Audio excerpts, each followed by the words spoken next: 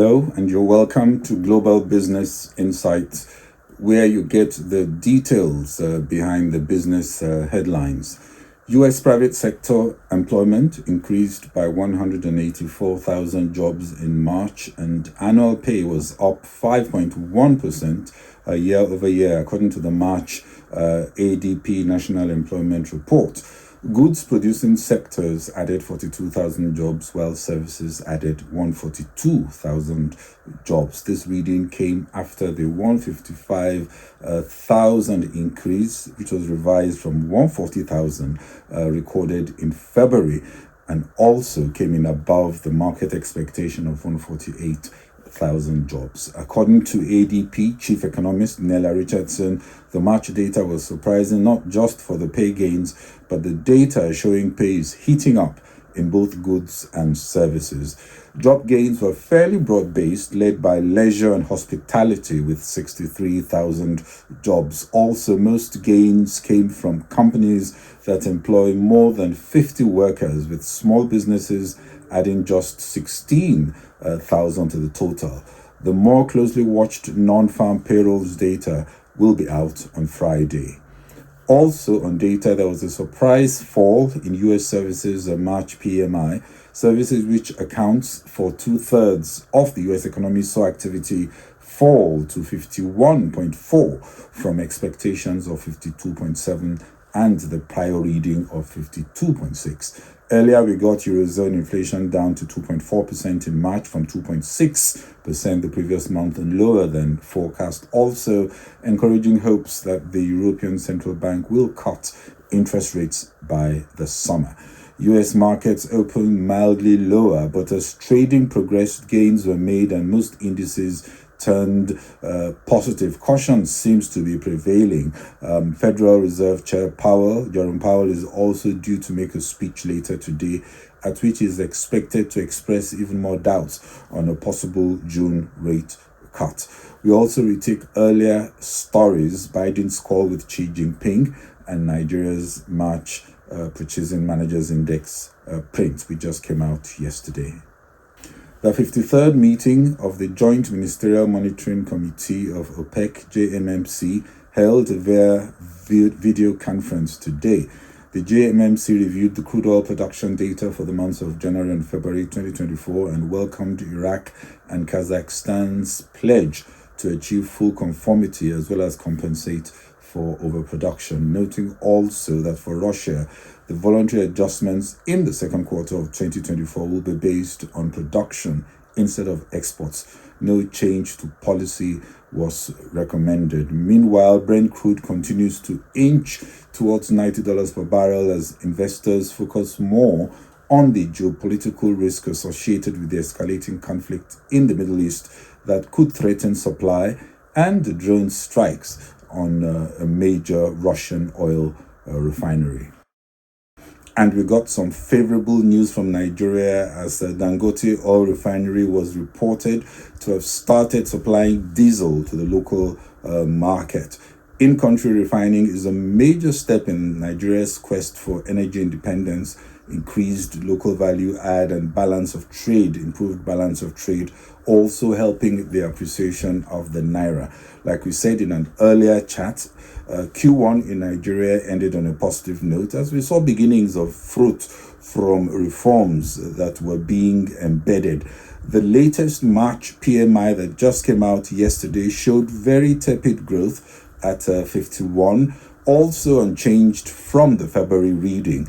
The impact of currency weakness weighed on activity in March as purchase costs rose to their highest rate on record. Steep rises also acted to limit demand, and the pace of new order growth eased to a 4-month low.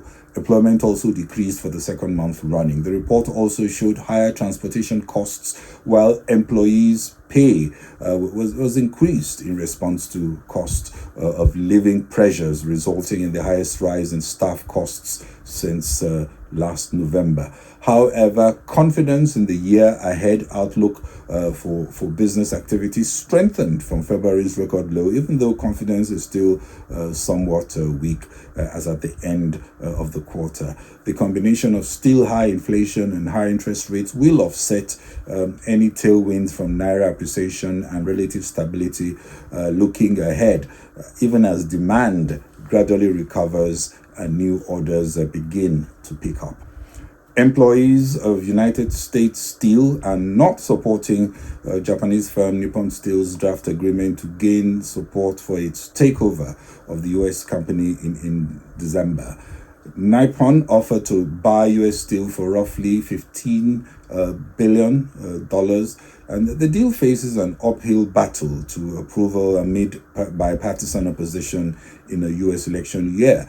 The United Steelworkers Union said that it had got a letter along with a draft agreement from Nippon Steel on March 27. The head of the U.S. Senate Banking Committee, Sherrod Brown, yesterday also urged the White House to scrutinize the relationship between Nippon Steel and the Chinese steel industry, citing, again, national security concerns.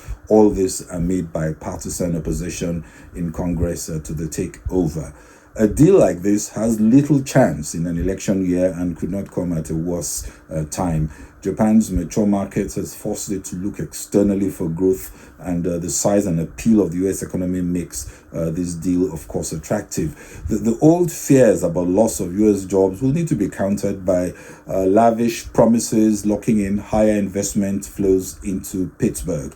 Japan's largest steel maker say there will be no job cuts as a result of the deal, and they will honor all agreements between the union and U.S. Steel, and they are moving their own U.S. headquarters to Pittsburgh, where U.S. Steel is based. Sherrod Brown, who is running for another term in the November 5 elections, yesterday drew attention to the fact that Nippon operates 9 facilities in China, and it's highly connected to the Chinese steel ecosystem and industrial policy agenda, and that has to be a major concern. Of course, many say anything with the smoke of China is not flying this year in Congress. Others argue that Nippon Steel does less business with China than, say, an Apple. So what is the force? But good news, Biden and Xi Jinping are at least talking of China. And President Joe Biden and Chinese President Xi Jinping were on the phone for nearly 2 hours yesterday. The first such phone meeting since July 2022. Biden confronted China on its unfair trade policies and non-market economic practices, adding that the U.S. will continue to take necessary actions to block China's access to U.S. technology, and there will be more probes related to national security if required and if the U.S. is seen to be at risk. One area mentioned could be Chinese smart cars connected to American infrastructure and able to extract drivers' data. Other concerns over TikTok and the proposal to force ByteDance, that's the social media's app parent, to sell the app to a US company, making it clear that this was not about a ban of the application. Biden also warned on cybersecurity threats, especially ahead of November's US presidential election. Xi replied that more and more U.S. trade restrictions on China are creating risks for the country's relationship, and China will not sit back and watch. On the geopolitics, the leaders discussed tensions over Taiwan, China's support for Russia in its Ukraine invasion, amongst other issues. The Chinese government statement emphasized that the Taiwan question is the first red line that must not be crossed in U.S.-China relations.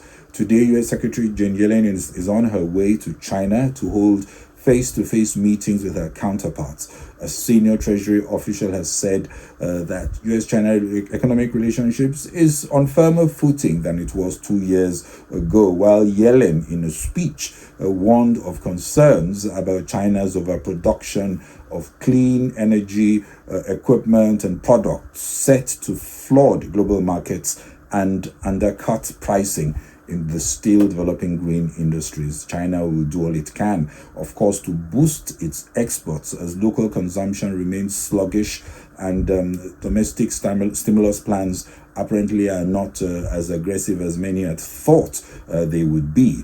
The US has a divisive election process to manage and seems to have escaped a recession as interest rates tend to stay up for longer. Whichever way this goes, that the last thing the world needs now is any deterioration in US-China trade relationships that could complicate cost of doing business. And these regular phone calls between leaders may not thaw the ice, but could avert a further deterioration in the cold relationship.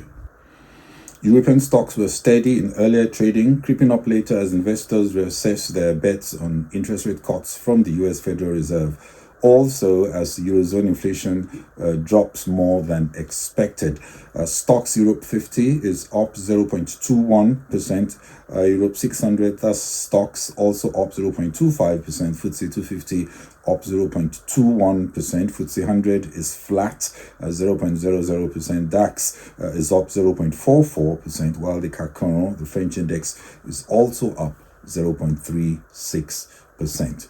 US markets opened lower, but as markets awaited a speech by Fed Reserve Chairman Jerome Powell and digested a slew of data, the major indices also reversed higher.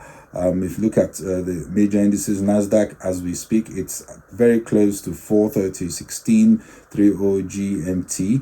Nasdaq is up 0.56%, Dow up 0.23%, while the S&P 500 is also up 0.41%, just mildly up, I'd say. Meanwhile, Intel plunged on the stock market today after the company said its chip-making factories lost $7 billion in 2023.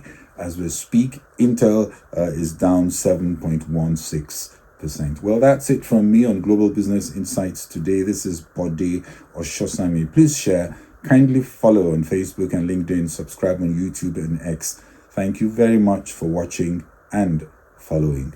Bye-bye.